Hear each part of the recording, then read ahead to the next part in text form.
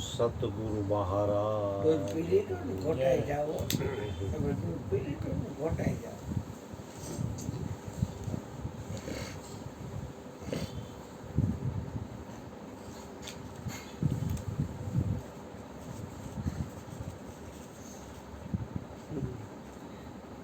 જીવનમાં 4 ચીજ મળવી દુર્લભ છે. પેલું તો મનુષ્ય દેહ મળવો ને દુર્લભ છે. દુર્લભો માનુષો દેહ દેહી નામ ક્ષણભંગો. દેહ છે ક્ષણભંગો, પણ છતાં એને દુર્લભ કીધો છે. બડે ભાગ્ય માનુષ તન પાવા, સુર દુર્લભ સદ ગ્રંથ હી ગાવા. એટલે મનુષ્ય દેહ મળવો એ દુર્લભ વસ્તુ છે. ઓલો દાદા વર્ષે હો. સમજો તો જન્મમાં અને મૃત્યુમાં કોઈ વ્યક્તિ સ્વતંત્ર નથી.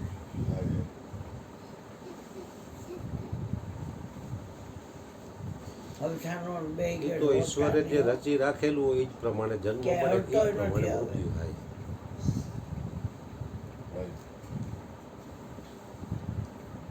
મનુષ્ય દેહ મળ્યા પછી સદગુરુની પ્રાપ્તિ થવી એનાથી પણ દુર્લભ છે.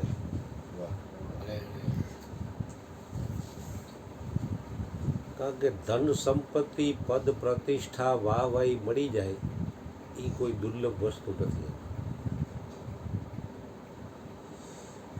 મનુષ્ય દેહ મળ્યા પછી સદગુરુની પ્રાપ્તિ થવી એ એના કરતાં પણ દુર્લભ વસ્તુ છે.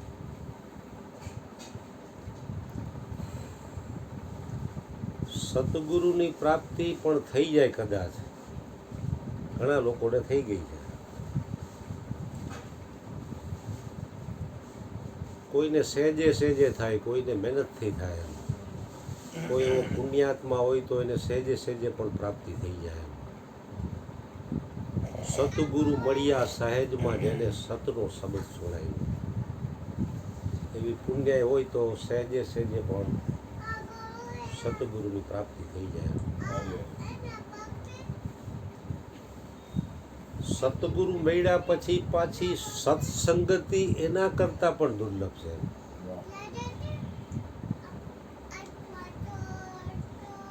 કે ઘણા લોકો ઉપદેશ લઈ લીધો, સદગુરુ મળી ગયા છે, પણ સત્સંગ બધાને પ્રાપ્ત નથી થતો. સત્સંગ તમારા પુરુષાર્થથી મળતો નથી, કેવળ ભગવત કૃપાથી મળે.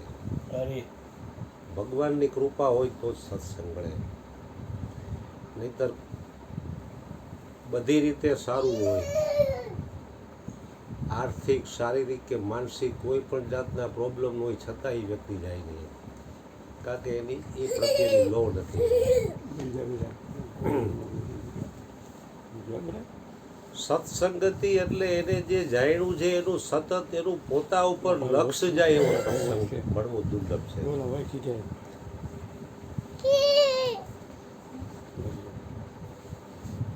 કથાઓમાં કે વાર્તાઓમાં કે એમાં તમારું તમારા ઉપર લક્ષ્ય નહીં જાય.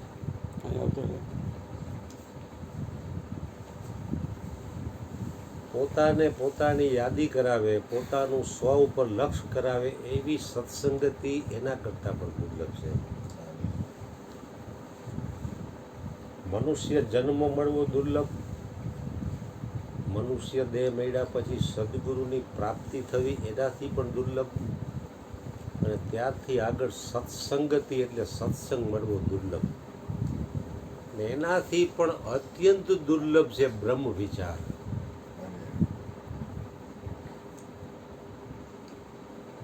કારણ કે સત્સંગમાં જે કંઈ સાંભળ્યું એમાં એને જે સાર વાત લાગી એના ઉપર એને વિચાર કરવો. નિરાંત મહારાજે કીધું ને, પોતે પોતાનો કરવો વિચાર નિરખ નિજ નામને.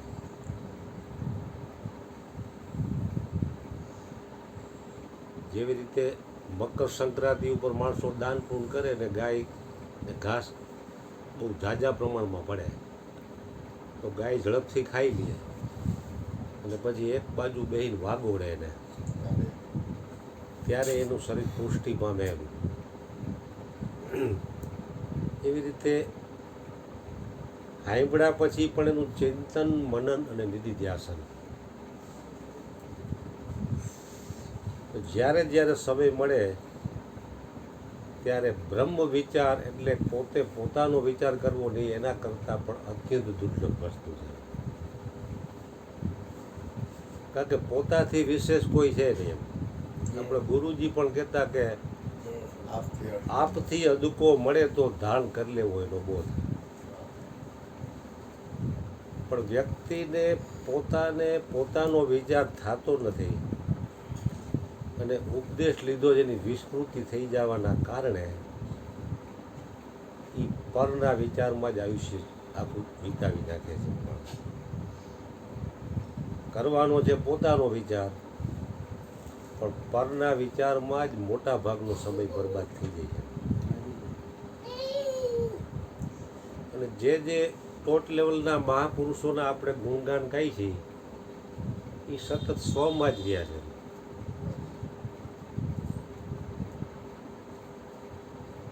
પરમાંથી ખસ સ્વમાં વસ ને આટલું બસ છે. નાનું એવું વાક્ય, પણ એને આચરણમાં એટલે કે અમલમાં લેવા માટે ઘણી બધી મહેનત અને પુરુષાર્થ જોઈએ. સાંભળી લેવું કે બોલી લેવું સહેલું, કારણ કે આચરણમાં લઈ આવવામાં જ મહેનત છે. પચે એટલું જ પેટનું જેવું અન્નનું એવું જ જ્ઞાનનું. કારણ કે સત્સંગ સાંભળો એમાં પચાવ્યો કેટલો એ મહત્વની વસ્તુ છે. માણસ કહે ને કે કેટલું જીવો એ મહત્વનું નથી, પણ કેવું જીવો એ મહત્વની વસ્તુ છે. એટલે પોતે પોતાનો વિચાર કરવો એમાં જ વ્યક્તિને પુરુષાર્થ અને મહેનત છે. કારણ કે પાણીને ઢોળો એટલે સહેજ સ્વભાવ છે કે ઢાળ તરફ જ વહી જાય, ઉપર તરફ ચડાવવામાં જ મહેનત પડે છે. એમ પરના ચિંતનમાં કોઈ મહેનત નથી. લૌકિક બાબત તમે એક ઉપાડો એટલે તમને 10 જણા તમને ન્યાય મળે આપવા. પ્રયાગનું ખાલી કહી કે છાપામાં જ આમ આવ્યું હતું એટલે એની બધાયને ખબર હોય.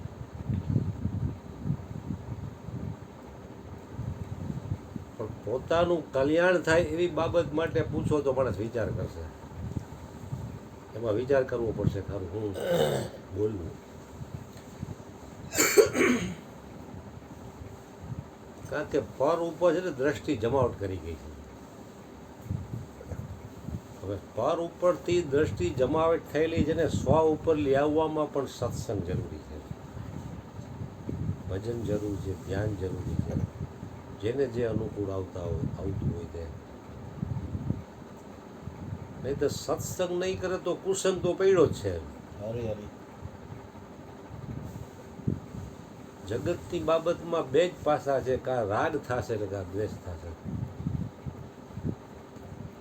સારી વાત સાંભળી તો રાગ થયો, ખરાબ વાત સાંભળી તો દ્વેષ થયો. પણ ભજનથી અને સત્સંગથી રાગ દ્વેષ મટી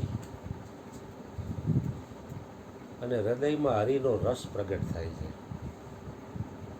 વ્યક્તિને સુખ શાંતિ અને આનંદ મળે છે એનું કારણ શું? એ જ છે. નહીં તો પૈસે ટકે કે ખાવાનું નથી મળતું એટલે લોકો દુઃખી નથી.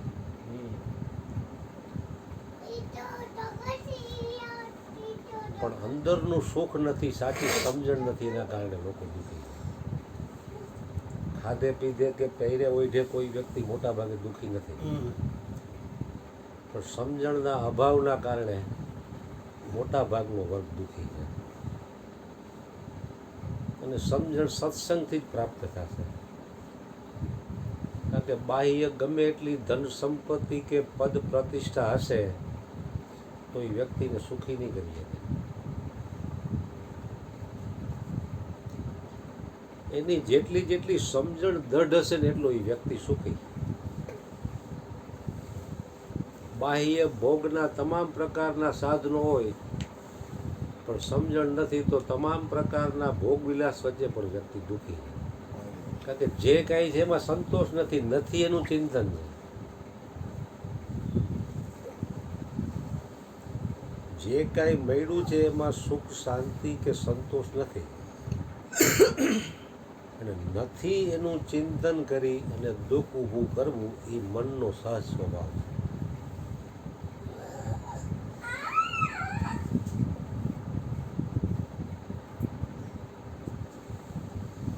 એટલે મહાપુરુષો જે કાંઈ મળ્યું છે એમાં સુખ શાંતિ અને આનંદ અનુભવે છે, અને જ્યાં હોય ત્યાં આઠે પોર આનંદ મારીએ છે, કારણ કે એને ઈચ્છા જ નથી કોઈ જાતની. કાંઈ ઈચ્છા કરે તો દુઃખ ઊભું થાય ને. એટલે ઈચ્છાથી ઉપર ઉઠી ગયા છે એટલે એને એના સંગ માત્રથી લોકોને સુખ શાંતિ થાય છે. કારણ કે ઈચ્છાવાળો કોઈ દિવસ સુખી હોઈ શકે નહીં. મોટા ગિરનાર પર્વત જેટલી ઈચ્છાના ઢગલા હોય તો હજી એને કંઈક ખૂટતું એવું અનુભવ થતો હોય, એટલી ઈચ્છા પૂર્ણ થતી હોય તોય કંઈક ઘટે, કોઈ કાંઈક ઘટતું એવું એને એટલી ઈચ્છા પૂરી થતી હોય તોય એને હજી એમ થાય કે હજી કંઈક ઘટે. હજી કાંઈક ઘટે છે. કારણ કે આવા ઈચ્છાવાળાને શ્રીમદ ભગવદ્ ગીતામાં યોગેશ્વર ભગવાન શ્રી કૃષ્ણએ વિમુઢાત્મા કીધા છે. વિમુઢાત્મા એટલે વીઆઈપી કોટાનો મૂર્ખ, કે જેને અઢળક ઈચ્છાઓ વધારી મૂકી એને વિમુઢાત્મા કીધો. વિમુઢાત્મા એટલે વીઆઈપી કોટાનો મૂર્ખ. એમ કથામાં જાય તો વીઆઈપી પાસ હોય, એમાં તમારે આગળ સોફા બોફાઓ બેહવા પડે, વિડીયો તમારી પર પડે. એવી રીતે આને વીઆઈપી કોટાના મૂર્ખ કીધા છે. એટલે ઈચ્છાઓ મટાડવા માટે પણ સત્સંગ જરૂરી છે. બીનું સત્સંગ વિવેક ન હોય, રામ કૃપા બીનું સુલભ ન હોય. કારણ કે સત્સંગ વગર વિવેક જાગૃત થતો નથી એમ. કારણ કે વિવેક નથી એટલે જે વસ્તુ સાથે નથી આવતી એની ઈચ્છાઓ પૂરી કરવામાં જ આયુષ્ય પૂરું કરી દે માણસ, અવિવેકના કારણે. બીનું સત્સંગ વિવેક ન હોય, રામ કૃપા બીનું સુલભ ન હોય. એટલે રામની કૃપા વિના પણ એ પ્રાપ્ત થતું નથી, અને સત્સંગ વગર વિવેક જાગૃત થતો નથી. સતગુરુ મહારાજ હોય વિવેક હોય વિવેક મોહ ભરમ ભાગા, ખબર ગુના ચરણ ગઢ જરાક વાત કરતો ખબર વચ્ચે જરાક વાત કરતો. આજ માતાજી આવ્યા હતા, એ બે માં હતા ને એક નર્મદાથી આવ્યા હતા અને કચ્છથી આવ્યા હતા. એ લોકો એની એક વાત મને બહુ સરસ કરી, ગઈ નહીં મને વાત. એ કે અમે ગયા હતા જુનાગઢ. પેલા ગયા હતા પ્રયાગમાં, પછી ત્યાં જઈને પછી એ લોકો ગયા જુનાગઢ. તો જુનાગઢમાં રવેણી ના સાધુ સંતો ને બધું હોય તો એ લોકો આ લોકોએ ભગવા પહેરેલા હતા બે મને. તો કે અમે તો ઊભા હતા ને અમે જોતા હતા, તો અમને કે તમે જાઓ, તમે તો ભગવા પહેર્યા છે. તો કે અમને યાદ આવ્યું કે અમે ભગવા પહેર્યા છીએ. કે અમને એવું લાગતું નહોતું કે અમે શરીરના ભાવ જ નહીં, એમ કપડાનો ભાવ હતો જ નહીં કે અમને. ત્યારે અમને યાદ આવ્યું કે અમે ભગવા પહેર્યા. મેં કીધું વાહ વાહ તમારો ભાવ. મેં કીધું એ કે અમારા ગુરુ મહારાજે પહેલાં એ કે અમને એ બેનું બાળપણથી એના ગુરુના આશ્રમમાં કચ્છના હતા બે એની અરે કાલમાં જવાનું. પણ એ લોકોનો ભાવ અને શુદ્ધિકરણ અને જીવન આપણને મજા આવી એમ આવ્યા. એ લોકો કહેતા કે અમારે અહીં ગુરુજીને આવવું છે, અમેથી આવ્યા. પણ એ લોકોનો જે ભાવ હતો એટલો સરસ ભાવ. અને પછી એ કહેતા કે અમને આ ભાઈ ચમનભાઈ કરીને એક ભાઈ થ્રુ આવ્યા, એ કે અમને ગુરુદેવે પ્રેરણા કરીને અમે તમારી પાસે આવ્યા. અમને ગુરુ મહારાજ કેવી કૃપા કરે છે કે તમારો સંગ થયો. અને એવી જગ્યાનો અમને સંગ કરાવે છે અમારા ગુરુ મહારાજ, સારી જગ્યાનો, એટલે અમને તમારો સંગ થયો આ જગ્યાનો. અને બીજું એને એવી સરસ વાત કરી કે અમે બાળપણથી જ આશ્રમમાં સેવા કરવા જતા. અને આપણે કેમ આ બબુડિયા ને બધા આવે છે, એમાં ગુરુ મહારાજે એને એ બેનને કીધેલું કે તારા માટે સંસાર છે જ નહીં, બે બેનું ગુરુ આમ સમર્પિત. અને એકનો આશ્રમ નર્મદામાં અને એકનો આશ્રમ કચ્છમાં. અને કે બાપુ કે અમારા ગુરુએ અમને પેલા કેટલા વર્ષ સેવા કરાવી, કેટલા વર્ષ સેવા કરાવી. સેવા એટલે બધી સેવા કરવાની. પછી કેટલા વર્ષ સુધી સફેદ કપડાં પહેરાવ્યા. અને કેટલા વર્ષ પછી કે અમને કે ભગવા આપ્યા, કેટલા વર્ષ પછી. અને એ કે જોઈ કે તમે બકરા છો, કે મારી પાસે આવ્યા ને હવે કે હું તમને કાપી નાખીશ. એટલે ગુરુ શું કહેતા હતા કે હું કસાઈ છું, હવે તમને કાપીશ. કે તમને એવી રીતે કાપીશ ને કે તમને ક્યાંય રહેવા જ નહીં દઉં, કટકા કરી નાખીશ તમારે, કે હું કસાઈ છું. કે તમે બકરો બનીને મારી પાસે આવ્યા છો. અને કે તમને એવી ધારે ચડાવીશ ને કે તમારું જીવન સુધરા વગર રહે જ નહીં, તમને બધી રીતે હેરાન થાય. તમારું જીવન આખું છે ને સંતો મહાપુરુષો સાધુ જેવું જીવન બનાવ્યા વગર નહીં મૂકવું કે તમને. અને ગુરુ મહારાજ બહુ સારા હતા, બહુ બધા માણસ. અને એને માલિકી જરાય નહોતી. અને એ કે અમારા ગુરુ અમને કાંઈ તકલીફ પડે કે આ તે કાંઈ હોય ને, એટલે અમને અમારી ક્યાંય ભૂલ થતી હોય ને તો એ ગુરુની કૃપાથી અમારી ભૂલ સુધરતી જતી હોય, અમારી અંદરની અમારું જીવન છે ને સુધરતું જતું હોય અમારી અંદરની. બહુ મજા આવી, કાલ મજા આવશે. એને મેં માતાજીને કીધું ઉધવરામ અને વાલમરામ કચ્છમાં નથી, ઉધમરાવ વાલમરામ એના વાંઢાય. ત્યાં આશ્રમ એની બહુ, દીકરીઓ હા. છે. એ બેનું કીર્તિદાનને ગયા હતા તમે? ગયા છે અહીંયા હતા જુનાગઢમાં. મેં જોયા હતા એટલે હવે હું કાલ જોઉં પછી ખબર પડે. ઈ છે કે બીજા હતા? એક ગુલાબી ટાઈપનો ભગવો પહેર્યો હતો અને એક ઓરિજિનલ ભગવો પહેર્યો હતો. બે બેનું બહુ સરળ એને કહેવાય ને કે તમને મજા આવે એવા માતાજી. અને એને કેવી પ્રસાદ લીધો અહીં કે અમને ખબર હતી કે તમે કેટલા જણા પ્રસાદનું કહી દેવો હોય કે. એટલે બહુ મજા આવે, સરસ વાતાવરણ. એટલે કાલે હા આવી ગયા છે ને, આવી જ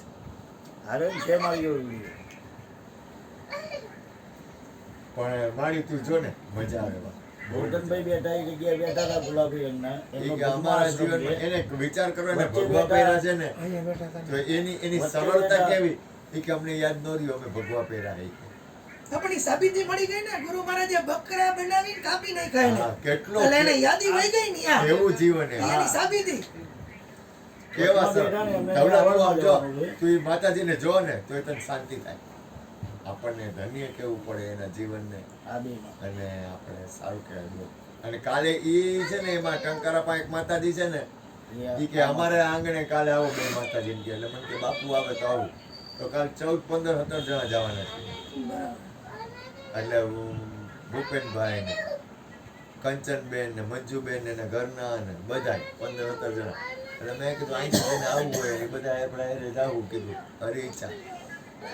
એ પાછું પોતાનું કામ ધંધો કાંઈ બાપા ભગવાન તમારું કાંઈ બગડવું ન જોઈએ, પછી હિંમત કરવાની, નહીંતર કાંઈ કરવાની જરૂર નથી. પેલા ઘર, કારણ કે ઘરને તોડી ફોડીને કાંઈ કરવાનું નથી. કારણ કે ઘરની ફરજ આવે ને એ બજાવી લેવાની, પછી આવવાનું. એટલે આ ભગવાન તો મારી જેમ છે, આ ભગવાન કહેવાય નહીં. મંદિર છે એટલે ઈ પણ ધવલા તું છે ને, ધવલા તું ગ્રાઉન્ડ છે. આપણને તું અહીંયા આવ ને અને આ બેન જે છે એ મકાન અલગ છે અહીંયા ગ્રાઉન્ડમાં જ. એટલે એ મંદિરે બંધ કરી દે અને પોતાનું જે રહેવાનું છે એ બંધ કરી દે. અને ડેલો તો આમ ક્યાંય આખો ત્યાં તાળું બાંધી આવે. અલીગઢનો ફરતી કોર્ડન છે. પણ આપણને જો કાના આમાં એક વસ્તુ વચ્ચે બોલવો દેવલા તારે બોલવાનું અરે બોલો બોલો. પણ જો આપણને હે ને તેના સંઘમાં આ દાખલા તરીકે આપણે અહીં ભેગા પણ થયા ભેખ પહેર્યો છે બેન. હા, જે આ ક્રિષ્ના છે તો ક્રિષ્નાના સંઘમાં મને મળે કાંઈક. હવે લૌકિક ન હોય, આજે આ બાપા ભજન ગાય તો મને કંઈક મળે, ગુણુભાઈ જો આ લૌકિક વાત નથી કરતો, તમે એવું ન માનતા. આ ગુણુભાઈ સત્સંગ કરતો મળે. આ મારી માએ હમણાં 2-3 દી પહેલા સત્સંગ કર્યો તો એમાં આપણને કંઈક મળે. ગોરધનભાઈ સત્સંગ કરે તો એમાં કંઈક મળે. સત્સંગમાંથી જે મળે છે ને એ આપણા જીવનની સાર્થકતા તરફ જાય. ગોર્ધન માયમાંથી જ મને હા એમ.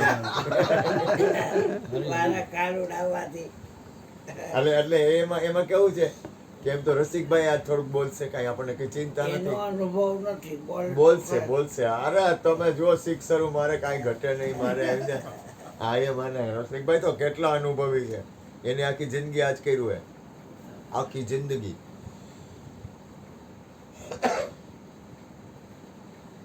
બોલો ધવલભાઈ બોલો. બોલ ધવલ બોલ.